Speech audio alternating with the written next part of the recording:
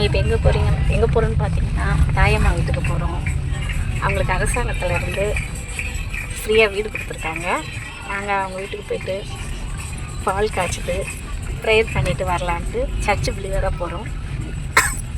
யார் யார் போகிறோம்னு பார்த்தீங்கன்னா நான், என் பொண்ணு, அண்ணன், பாஸ்டர், விக்கி, எங்கள் வீட்டுக்காரர், பிரதர், என் பையன் கால் ஊட்டிகிட்ருக்கான். சில பேர் ஒரு 7 பேராக போகிறோம்.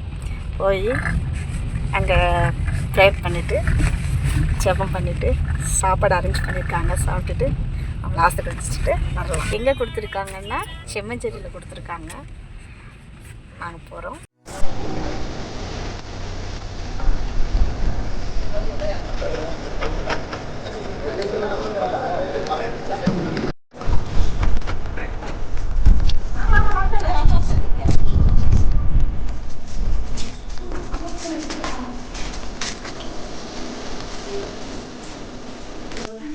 என் வீட்டில் ஆதாரம் குறைவில்லையே, என் தேவைகள் ஒன்றும் தடையில்லையே.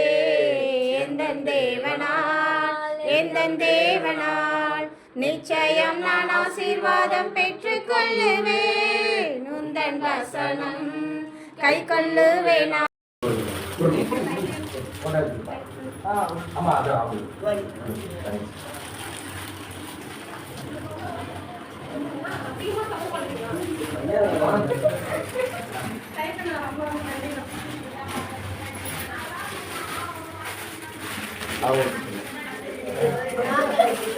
அம்மா வா, நீ கொடுங்களா ஒண்ணு.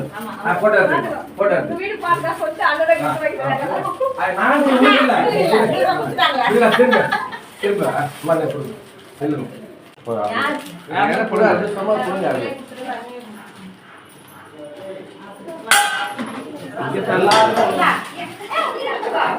வா உங்கம்மா. அவர் ஐயாங்க அவரு. ஃபேன் போட்டேன்னு சொன்னீங்க. சரி ஓகே, உள்ள உட்காரு. உட்காருமா உட்காரு. இது என்னது? கத்திரிக்காய் பச்சடி. அது வெங்காயம்.